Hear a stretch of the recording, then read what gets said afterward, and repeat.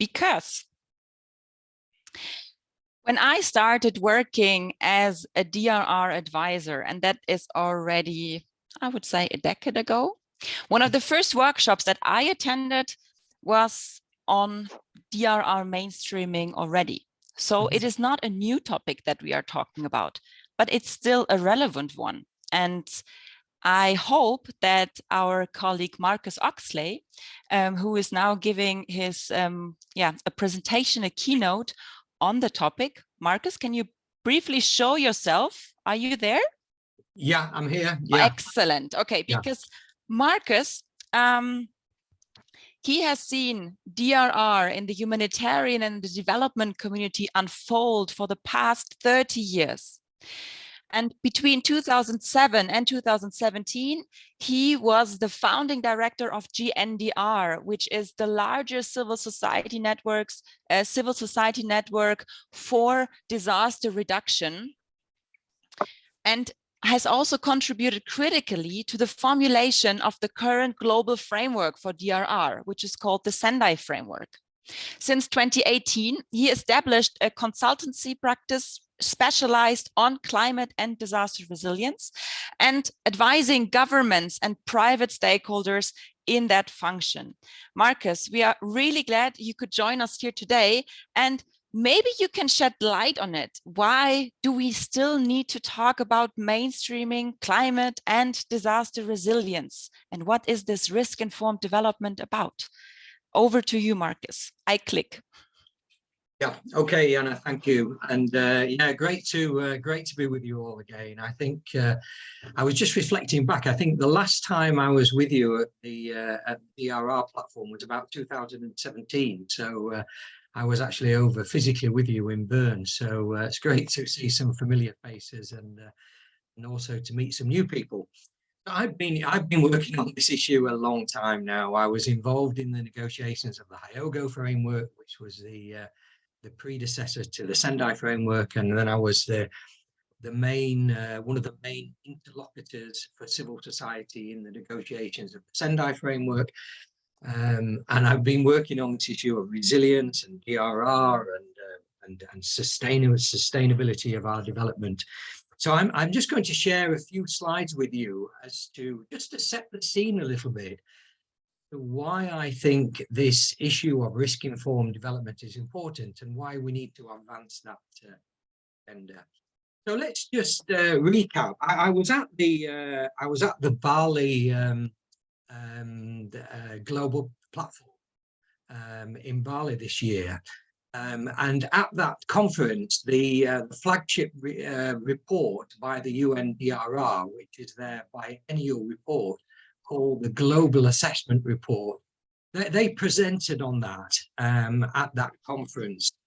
And these were, I thought, some of the critical issues I've just highlighted here, some of the critical issues. First of all, the recognition that our risks are very much interconnected, they're cascading, they're compounding, and they're pushing us towards these what we call existential limits.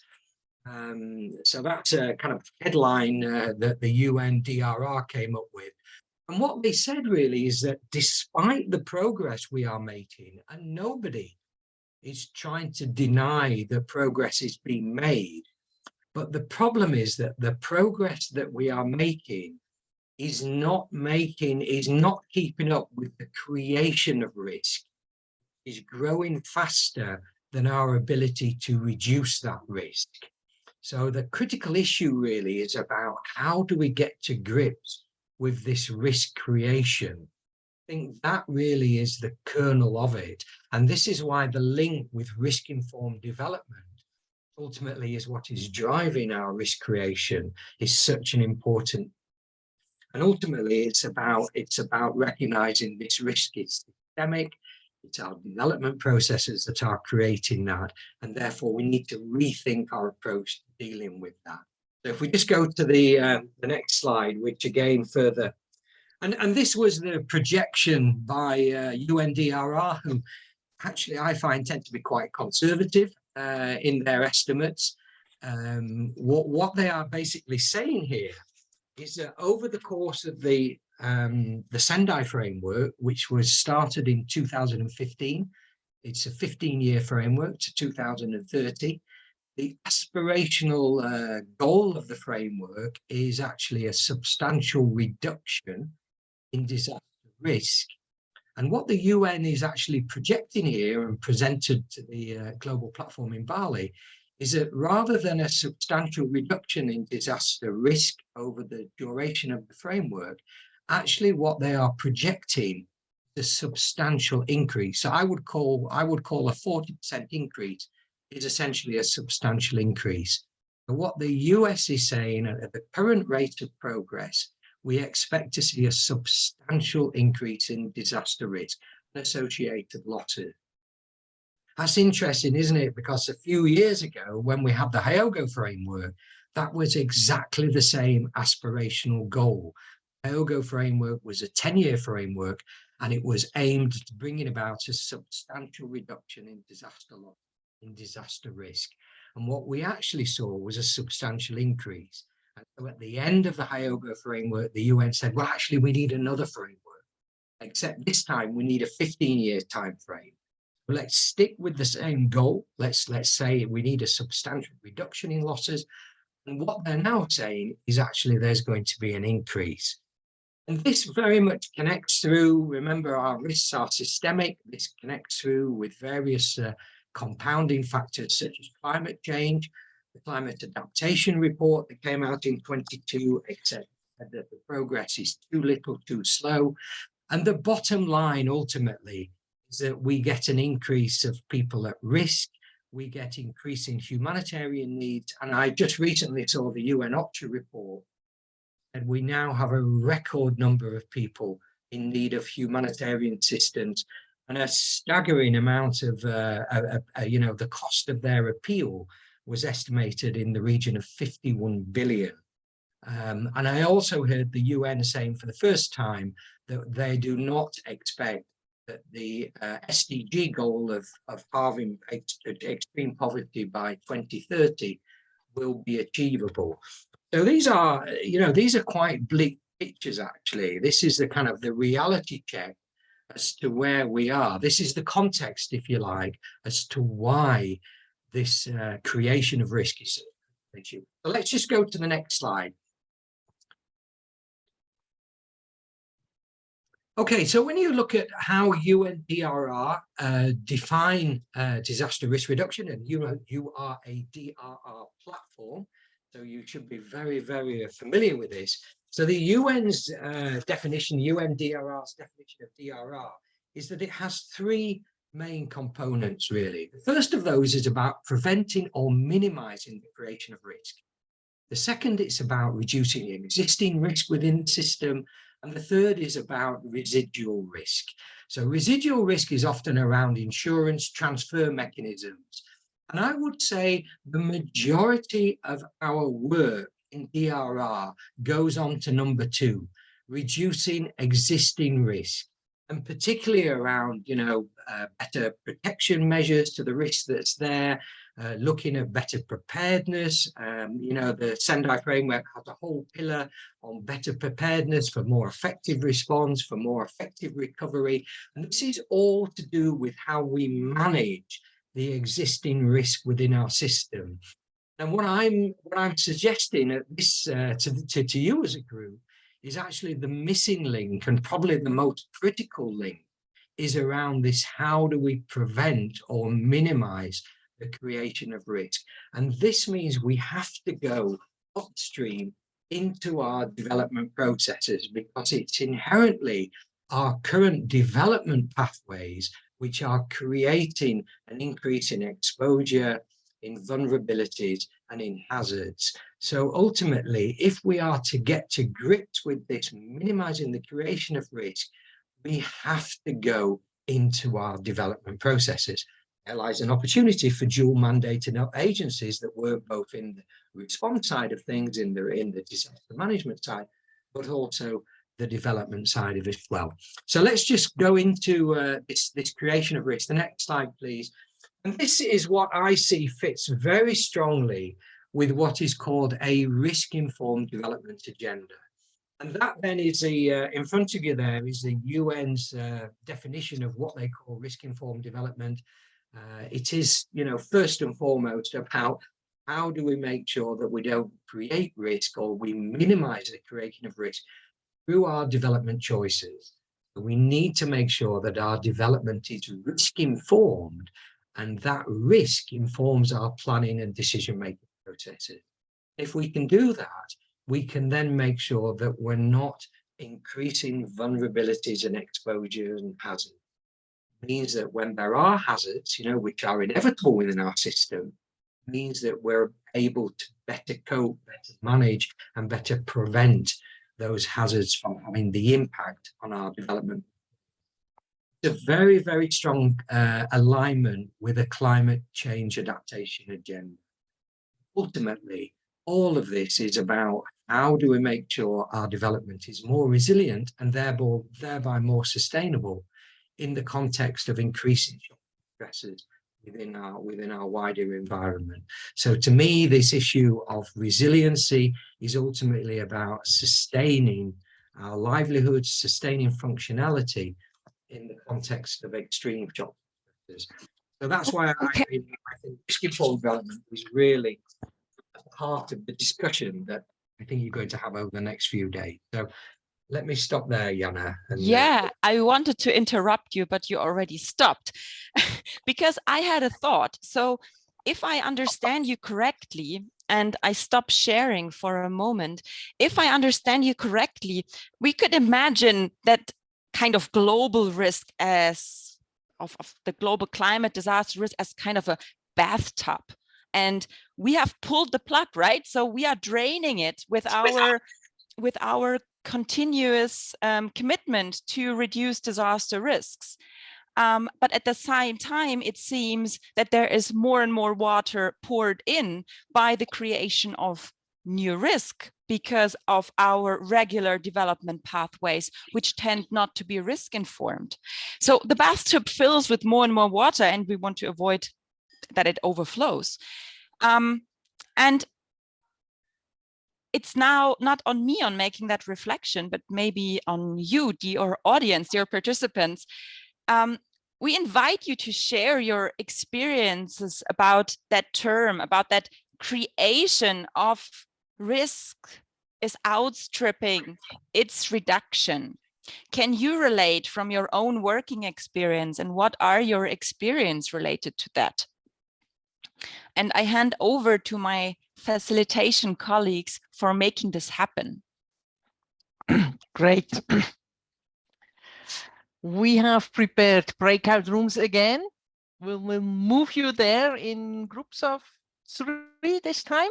Hopefully you meet someone else, but if it's the same persons again, enjoy it and dive deeper.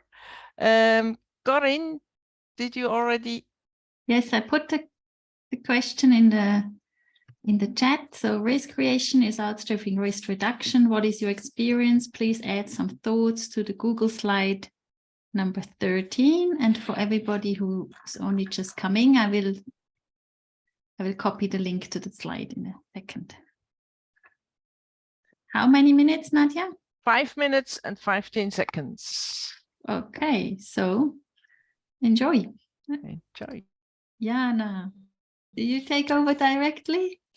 Okay, I take over. Welcome back. Hello. We are back. Oh. And I hope we didn't interrupt you too harshly in your quick buzz group. And just having a quick look at that at the slide, at the Google slide. Maybe if you want to share some more thoughts, you can happily do that. We have 2 points mentioned here: tree planting as a prevention measures for slope stabilization, but trees that were later cut by logging firms, and the general problem that investment in development like embankments, even for flood protection and road infrastructure, that they risk making us more vulnerable. This example came from India. And to not end on this note, of course, we'd like to continue with your presentation, Marcus, to yeah, to shed a bit more light maybe on what is needed to strengthen this risk-informed development and potentially also make make changes in the way that we approach it.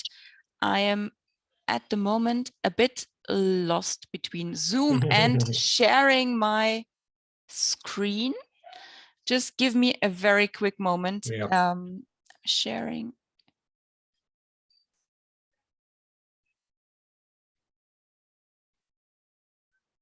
Okay, it should work now. You see the full screen? Yeah. Excellent. Yeah. Okay, so Marcus, over Yeah. to you again. Yeah. Okay.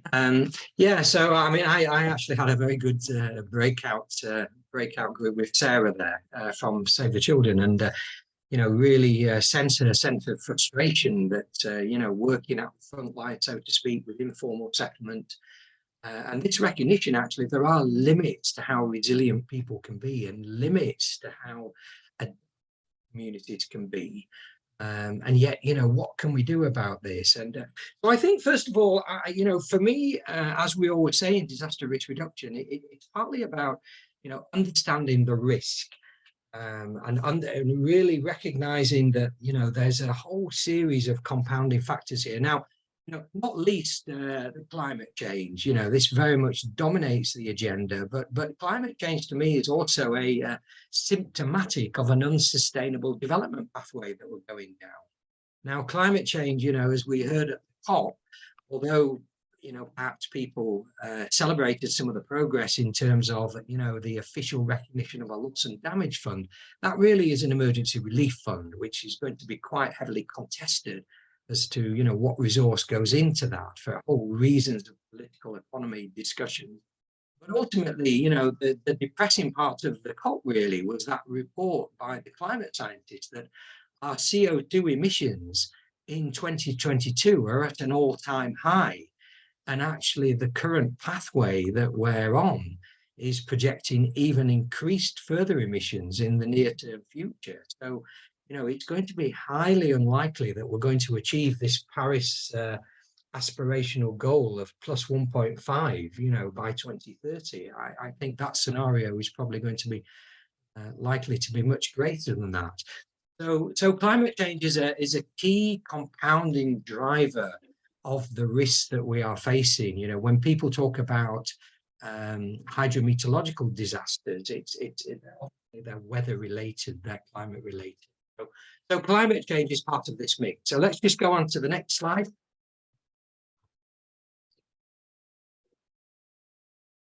And the other one, which I think, you know, I mean, again, we're having another biodiversity conference now. We've got increasing biodiversity loss, all these talked about. We're now reaching tipping points on all these different ecosystems. So we are in a context, again, where we have huge environmental degradation going on all over the world. And that, again, is a part of an unsustainable development pathway, which is leading to, you know, we lose our environmental systems, we lose our ecosystems. These are partly the things that can moderate extreme climatic events, extreme hazard events. They can modulate and they can regulate. So climate change and environment are part of this complex mix of risks. Let's just go on to the next one. So yeah, that graphic's not quite worked out well, has it there? But in the middle, it said increasing loss and damage and disruption, which is the realization of the risk, if you like. And I think, you know, this is where these compounding factors come together of climate change, increasing extreme weather events, ecosystems decline, environmental, they all feed off each other. And core to this is our inappropriate development, our inability to ineffective risk governance, and all these things compound, connect, and create this what we call systemic risk. So it's very, very difficult to deal with just one single component of this risk. It's very much interconnecting and compounding and accelerating to the point where it's getting ahead of our ability to manage this risk. So let's just go on to the next slide there. And we often use this language of cascading and compounding. But when I talked about this, I tend to say cascading risk is this, these direct arrows that split out and cascade into other risks, while compounding risk is this mutually reinforcing relationship between different types of risk. And the totality of that is this systemic risk, which is inherent now within our development pathways. And as UN, as the UN pointed out, this risk is compounding, it's accelerating, it's cascading to the point where actually we're losing our ability to manage that. And of course, the bottom line of that is our increasing humanitarian needs, which is what UN OCHA is saying. Actually, the scale of people in need of assistance now is just, it's unprecedented. So again, this is all, where do we address this risk? Do we traditionally have very much talked about how we mainstream DRR into our operational programs. So we tend to talk about mainstreaming into sectors, for example, whether it's, the water sector, health sector, agricultural, or we tend to talk about DRR has to be taken into account in our territorial plans, in our land use plans, in our municipal plans, in our community plans. So traditionally, we've tended to try to mainstream risk into the downstream programmatic level operational plans, sectoral or land-based, whatever.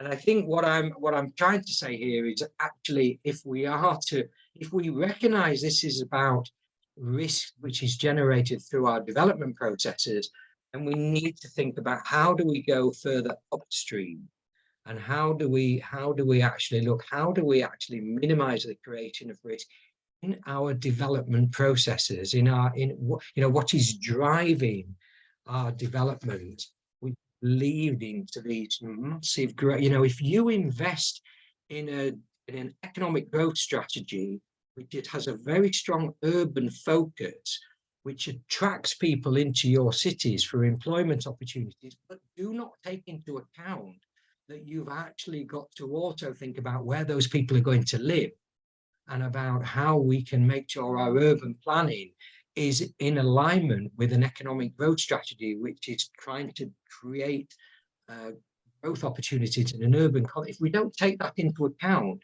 then invariably we force people to live in informal settlements, and invariably they will live in informal settlements which are of low economic value, where they are exposed to extreme hazards, live in extreme conditions of vulnerability, and ultimately will be impacted by the loss and damage and destruction that we've seen. So it's very much about, for whatever reason, the current approach to mainstreaming in our operational sectors, we never have the capacities, we never have the competencies, we never have sufficient resource. And I think that's not going to improve when our risk is continuing to grow, accelerate, compound, cascade. So we need to have a little bit of a think about, well, how do we move further upstream? How do we move more strategically, and looking at what is it that's driving our development processes, and what is the key development strategies that we need to engage with. And it's a systems approach, it's not doing one or the other. It's about, doing both, but also I think we need greater emphasis at the strategic level, not just, tackling this further downstream at the operational level. So that's just, and we can go into that over the course of the next few days. We're going to talk more about how we engage at the strategic level. Certainly the work I've been doing with government at the moment is looking at their national development planning, actually then flows into their sectoral plans, their budgets, their territorial plans. So this is just trying to show an example. So this is an example in Colombo. There was lots of these disaster losses are what they call extensive risk. Now, what's interesting when the UN does those projections of increasing disaster losses, they predominantly are talking about intensive risk, so large-scale disasters which go onto the national disaster registers. It's often the extensive risk, so it's the smaller incidents like this. So in this incident, it was obviously tragic. Those communities involved, 17 people lost their life in this particular landslide in Colombia. It was triggered by heavy rainfall. And the heavy rainfall is also impacted by changes in land use in the upland areas. So if you deforest and cut down your vegetation in the upland areas, then actually what you're doing is you're getting increased surface water runoff. That leads to increased erosion. And it's these things that then undermine the slope stability and increase the likelihood of landslide hazards.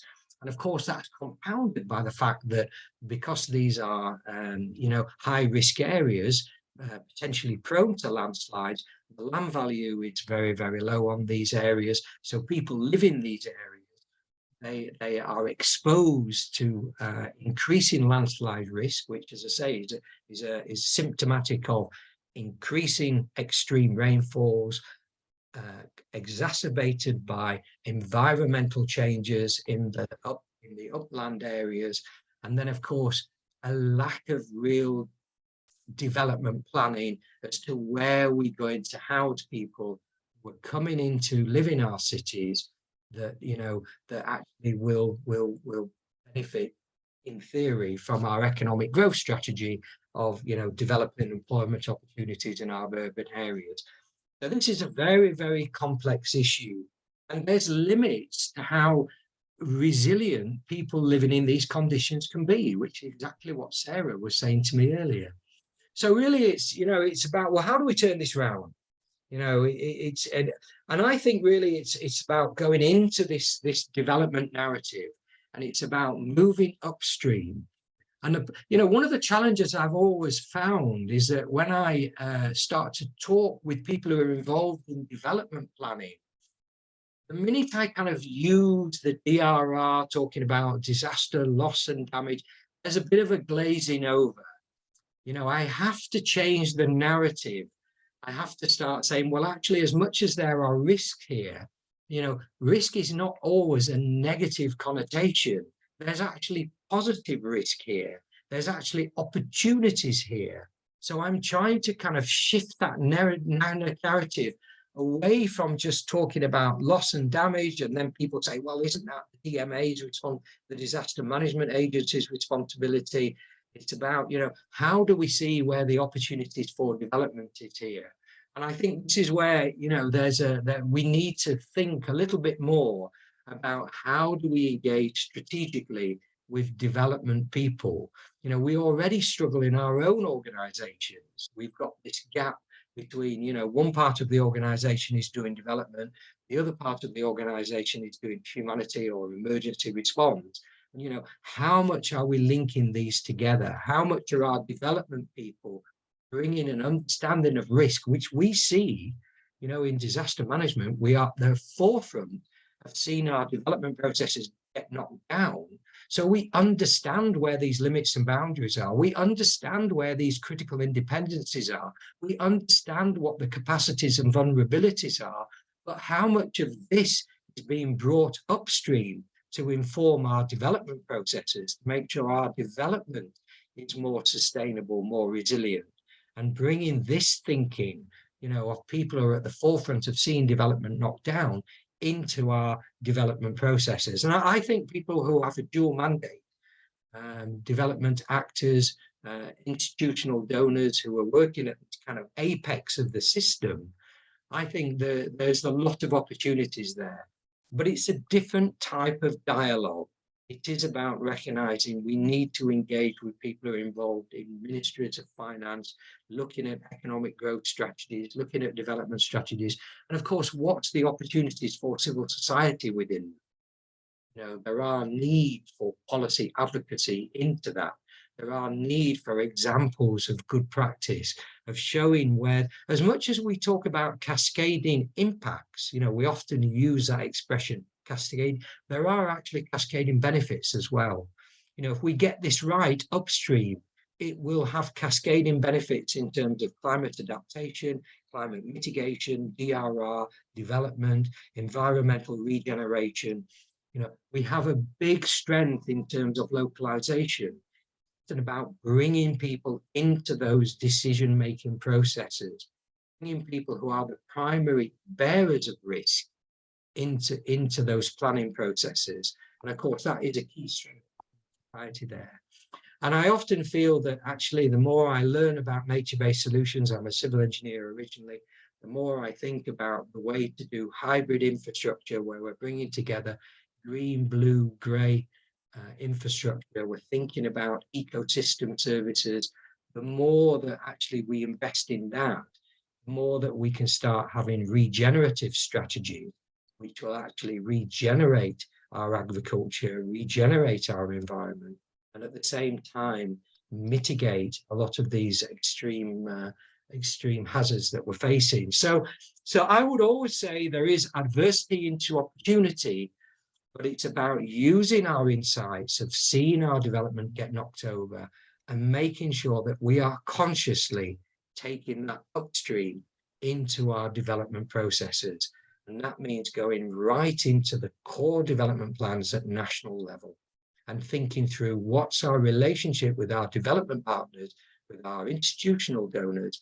How do we develop complementary partnerships to be more effective in the way that we're engaging in those strategic discussions, not just picking up and stuff downstream, which, you know, part of it, but unfortunately, we're never going to get ahead of the curve unless we actually start thinking, how do we transform our development? And I think it starts by bringing that understanding of risk into those discussions.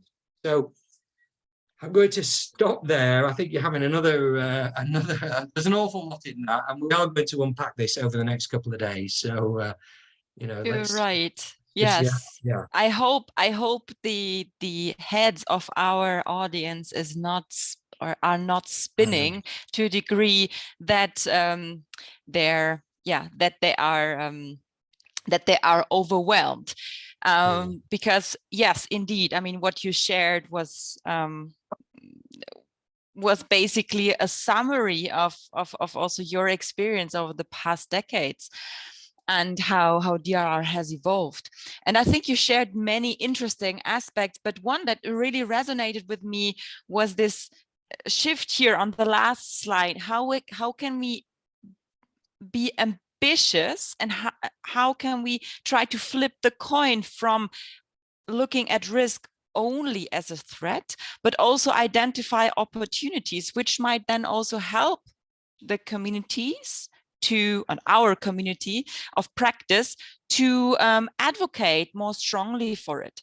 And actually, this is also the question that we are asking to you, or that we invite you to have a look at in the next buzz group, is this shift from threat to opportunity. How can mainstreaming be an opportunity? And I hand over to Corinne again. Okay, yes. So Jana already said, how can this be seen as an opportunity? Nadia has prepared the breakout rooms, and you have again 5 minutes. Please, again, as before, put some thoughts on the slides, and I prepared 2 because there was lots in the last time. So it's slide 22 or 23. Add some thoughts, enjoy your discussion, and we'll see you back in 5 minutes. Also had the chance to chat and reflect a bit on that notion of positive risk. We did anyways. And I would like to thank Marcus for his insights that he shared. And before we move on, of course, we would also like to give you the opportunity to have the points that you discussed reflected. So if Marcus, if you take a look at the questions or the points that were raised, for example, here, I hope you see this slide. So these were the points that were highlighted by colleagues. Mainstreaming could be an opportunity by creating synergies between climate change and ecosystems. We wonder, what is positive risk? And social capital, the importance of social capital to prevent or mitigate conflict. Is there something that you would like to directly give feedback on, Marcus? Yeah, well, let me just pick up on that question there about what is positive risk. So when we so risk is the likelihood of something happening.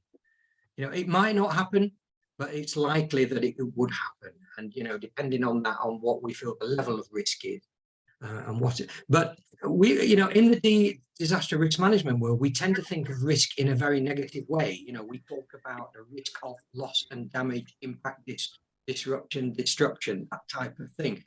If you can flip that round as well. Risk, you know, when you talk about risk within a business context, risk is seen as much more opportunity. It's not a guarantee that it's going to happen, but people take a calculated risk, and there is opportunity here. There is opportunity, and we can also, you know, if you are in the context, I was just saying, I've been working in Lesotho, looking at the resilience of the water system in Lesotho. Now, you know, the whole Southern Africa region is the most drought-prone region in the world.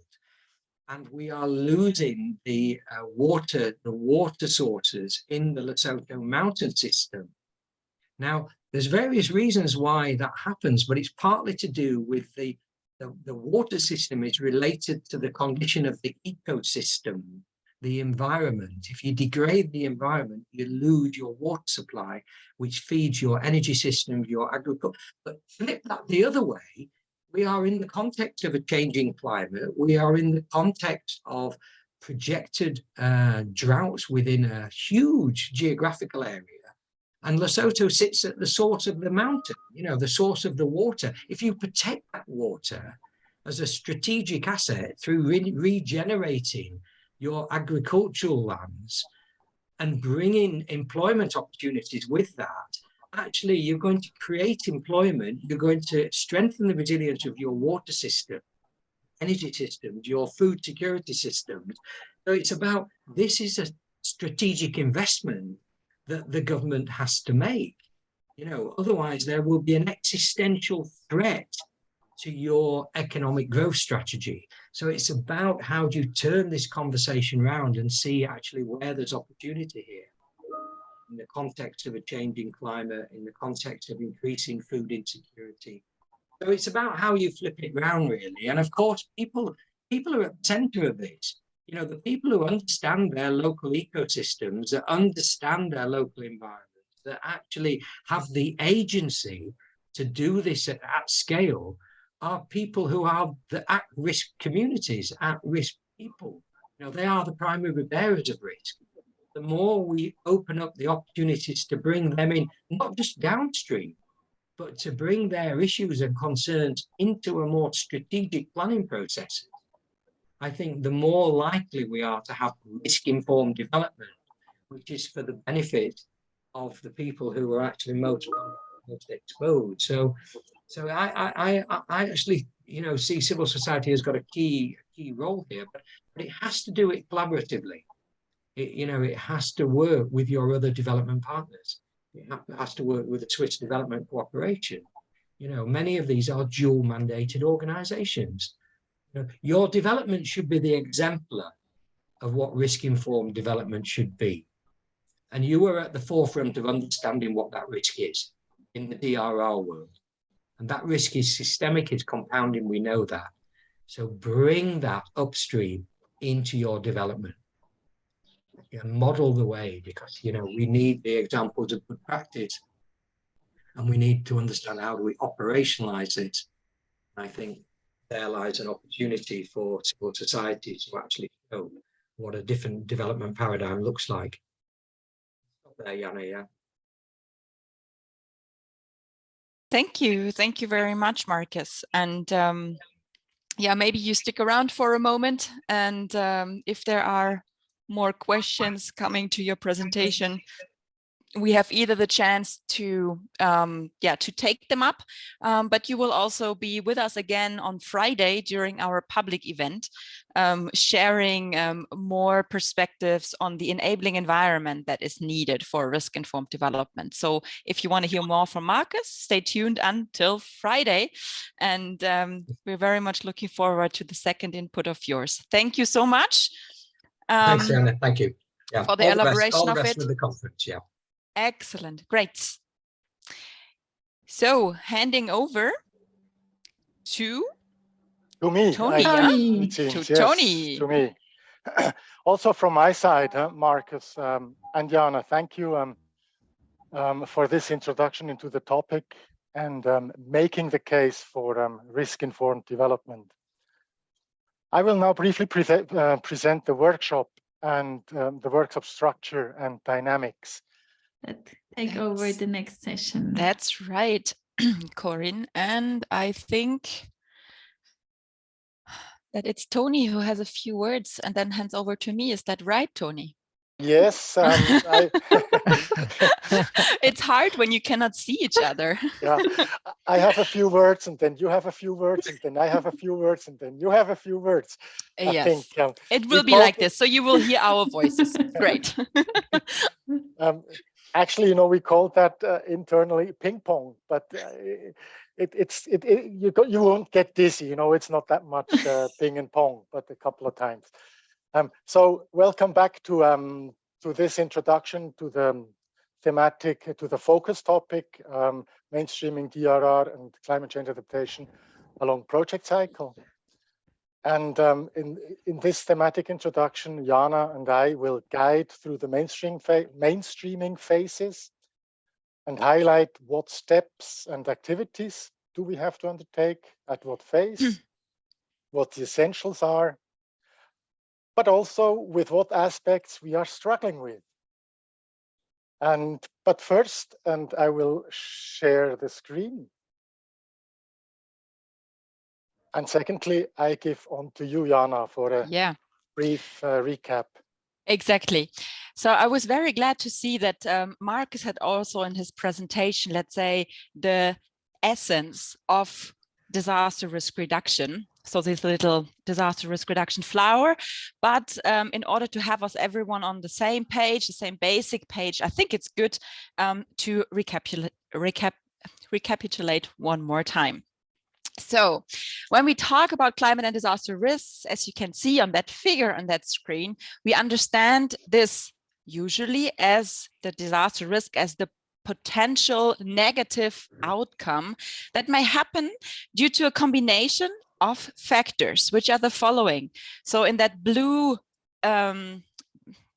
circle, so the white circle with the blue frame, we see weather and climate events, which in our DRR notion would be hazards, but we are, as we said, we try to widen it and include climate risks that are not extremes. So weather events, climate events, natural hazards, climatic stresses, these are the hazards which influence disaster risk in a way or in their intensity and the frequency with which they happen. They serve as one major trigger, but certainly not the only one. And if we look into the white circle with a yellow, with a red lining, we also see vulnerabilities, which is a key contribution to shaping the risk that such a hazardous event or a climatic stress turns into a disaster. Why is that? Because vulnerabilities shape the degree to which people,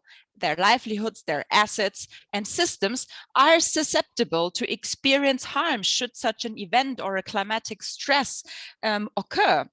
And vulnerabilities can be individual, but also structural. We often talk about gender, disproportionately girls and women being disproportionately affected by disasters, age, disability, but also structural disadvantages, poverty, ethnicity are often shaping people's vulnerability.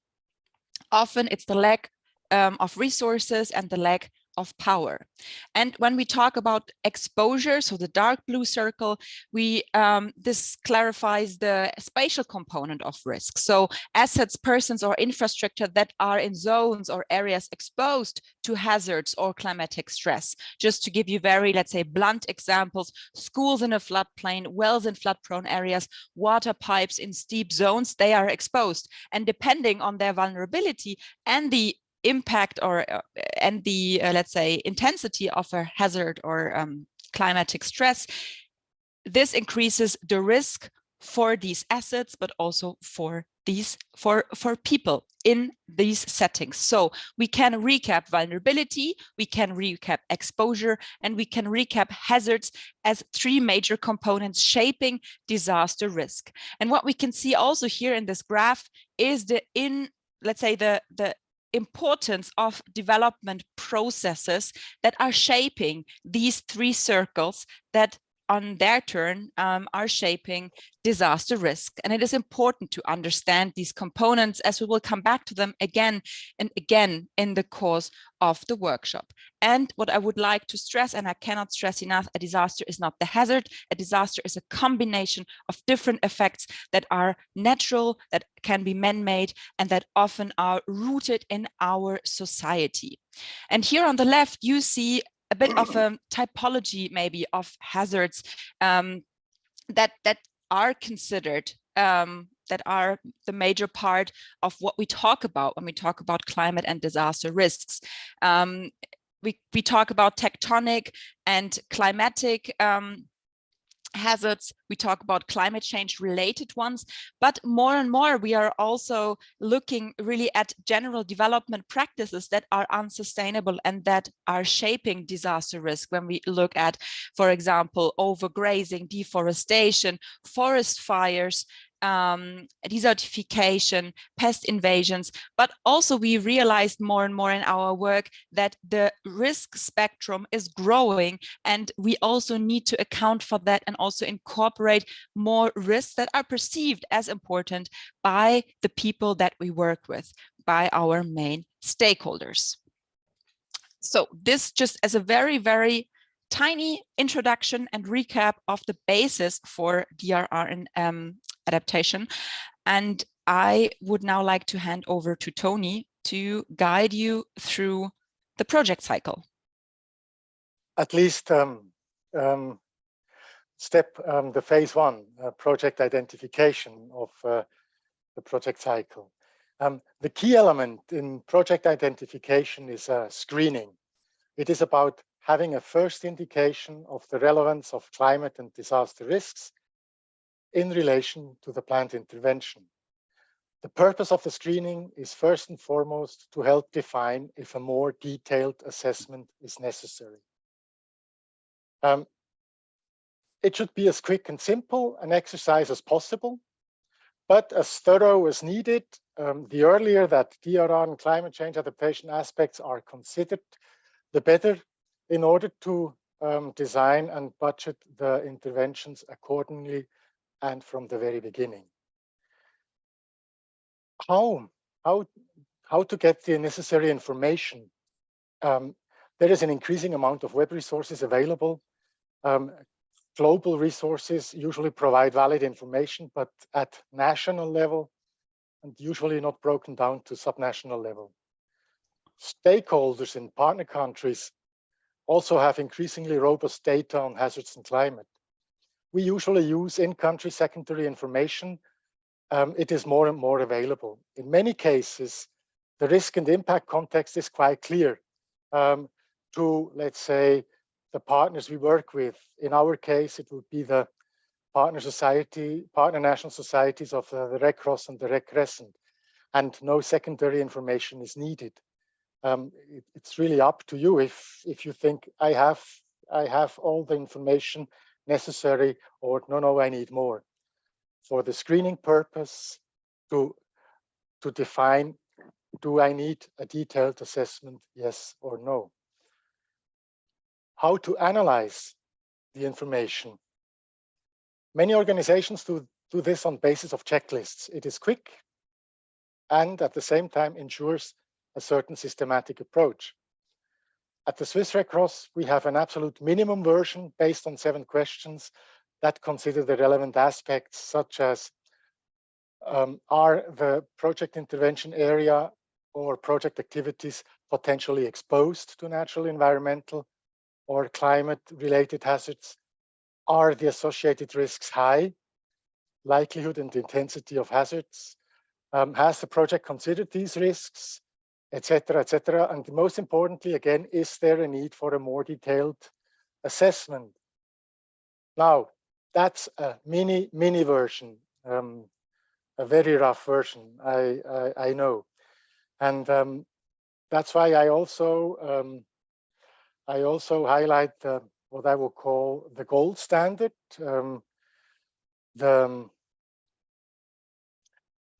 Cedric Light for screening, which from which I pasted the risk matrix. And the risk matrix is a common method to estimate and illustrate the significance of the risks. You estimate the likelihood of a hazard that you identified and the severity or intensity it could have on the intervention, and you combine it to get an indication of the risk level. I'm not going to go into detail because we will see that this afternoon in the practice session, but it's a very commonly used matrix. And it is more, of course, this gold standard is more comprehensive, applies a more rigorous approach than the very rough alternative, but takes more time as well. And that's also what I wanted to highlight. It is many times this trade-off that I'm confronted with when providing advice to program staff: thoroughness and accuracy versus available resources. The result of the screening informs the first project-related document. In our case of the Swiss Red Cross, it is a concept note, and forms the basis of further action, where along the project cycle, if I can say it right, and there we come to project planning. And with this, I ping pong back to Jana. Thank you, Tony. Yeah, you see that we have now moved from the yellow arrow down to the green one. And after, let's say, we are planning a project and we have done a screening, identifying whether, for example, disaster and climate risks may impact our project objectives or our project outcomes in a negative way. For example, for water system or an agricultural project or sustainable value chain market systems project. And after our screening indicating this, we are inclined, or we should be inclined, to include a risk assessment in our planning, which forms the basis for a sound understanding of the interlinkages of our sectoral or systemic intervention and disaster risk as integral part of it. And we are asking ourselves here the 3 questions. Number 1, what can happen? For this, we often look into the past, and we enter into a dialogue and an exchange with our key project stakeholders at community level, but also beyond. We also try to accommodate those findings of what has happened and try to extrapolate them to the future using also secondary analysis, secondary data. Foremost, the risk assessment that results from the hazard and vulnerability analysis is participatory, and it is action-oriented. It analyzes hazards, vulnerabilities, and also capacities with the major stakeholders. And we advocate for integrating the step in the general assessment phase of planning projects, also to create synergies. And what is a regular product of the step? It's often a risk map or a hazard map. Here it's, I hope that you can see it a bit on this photo below. This is in Madagascar, one community where, let's say, at the riverbanks, the village is often affected by cyclones and by riverine floods, and village representatives drew maps, different maps depicting areas that are most likely to be affected by a range of hazards that were pre-identified. They also identified critical infrastructure to be protected, safe havens to go to, and areas of concern for the population. Hazard maps can also look differently, and they can be informed by satellite imagery, aerial photography using drones, and geographical information systems. The second question that we are interested in is, what can we allow to happen? So we have now discussed a whole range of potentials of let's say, a possible event that could have a negative impact. We have identified which impact we are expecting to happen should this event take place, should a flood occur. But in that second question, we rather focus on what development gains are at stake. So how do we risk losing what we have built up in the past, and which risks and which impacts are unacceptable? So in this step, in a process of discussion, facilitated discussion, we are then identifying some kind of protection goal. And in order to understand this, we often use in the Swiss NGO DRR platform the risk staircase, which you see below, where we try to approach disaster risk, and we will see if we can in the future better adapt it to also represent climatic risks. So we follow here the logic of the Sendai framework, look at, let's say, an impact of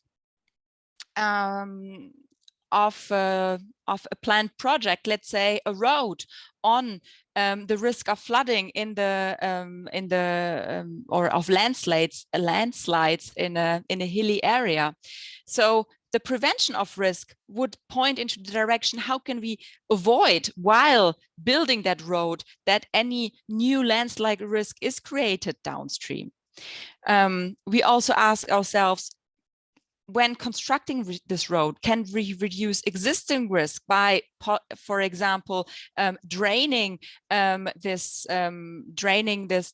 road in this hilly environment? And how can we also reduce risk further through preparedness and response?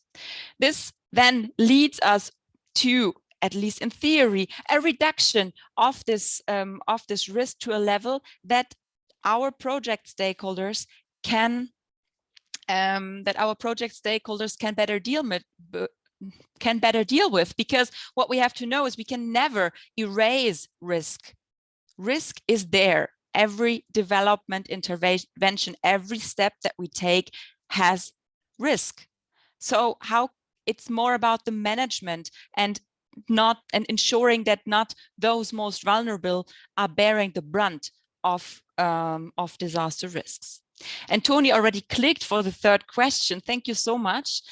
The last question that we are asking ourselves is, what can be done? Because we have identified what can happen and what do we want to protect and what do we want to avoid. And now the question is how. So we are identifying possible measures at different level. It can be community level. It can also be in exchange with local authorities, up to the national level, as Arabella pointed out in the video that we had seen related to Caritas in Tajikistan. So identify measures and prioritize them using standards, for example, like cost-benefit analysis, in this aspect to inform us about economic efficiency, but also other measures or other criteria like feasibility of measure, acceptability of measure, alternative, and relevance in reducing disaster risks are crucial here. So in that last step, we are creating in the end some kind of an action plan where we are formulating clearly what do we want to achieve with a certain measure, what are we expecting, and how can this be integrated when we talk about a sectoral project, how can this be integrated into the planning. So I will hand over to Tony in a very few moments, but this risk assessment for us is really the important basis that helps us understand and understand in more depth the links between climate and disaster risks and development. It yields us, or it provides us with an inventory of measures that are based on a sound assessment, and it leads us from the knowledge of what can happen to knowledge what we can do to action when we are talking about implementing in the next slide. And you ping back to me, huh? Okay. Yeah. The key element in project implementation with regard to mainstreaming DRR and climate change adaptation is monitoring. Of course, we will always implement activities for mainstreaming grouped in outputs.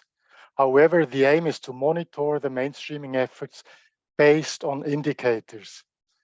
We have a saying, if it's not in the indicators, it might not be happening or not at a sufficient level. So it is essential to elaborate the monitoring system with indicators for reporting, preferably also at the level of outcomes. Again, as there is no size fits all regarding DRR and climate change adaptation mainstreaming, and I probably will repeat that in every third or fourth sentence in projects in general, there are no simple solutions using preconceived indicators, as again, context matters. However, as many of the platform member organizations underwent project and program monitoring processes some 5 years or more ago, we decided to capitalize on those experiences and establish an online indicator toolbox that is available on our website. Jana has already highlighted it. Most of the indicators are oriented towards more targeted approaches, but some can be used as well for mainstreaming purpose. I have posted 2 of them, which I think can be used.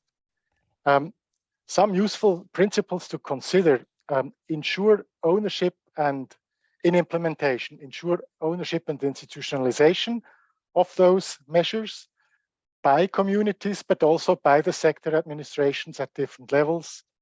Elaborate or adjust the necessary tools and have enough resources, financial and time-wise, for capacity building. They are self-explanatory, I think. With this, I think we come to the end of our thematic introduction. Yes, and hand over back to who from Nadia. the facilitator? Okay, to Nadia. Yes, thanks a lot. You can stop the screen sharing, Yes, so yes. we can see the people, because we are not really at the end now. It's about you diving and reacting to what you just heard from Tony and Jana. What we will do is an impromptu networking. Some of you heard about this, then you know what it is. For the others, no worry, I'll explain how it works. You'll meet again in breakout rooms, the magic breakout rooms where interaction happens in a group of 46. How else would it be possible? So you meet again, hopefully someone new, and else enjoy to dive deeper, as I always say, with a question. And here, if you open the chat, you have the question. So now it is, what was new, different, surprising in this presentation? You will be 2 or 3 and you have 4 minutes. So make sure that both or all the 3 of you have time to talk and have time to listen.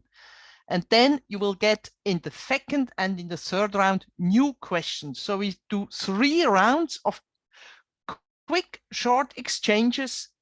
Don't say it's short. We know it's short, but you can say a lot in 4 minutes. And if you have nothing to say, you can sit together in silence. That's also beautiful. Enjoy the first round with the first question. Bon voyage.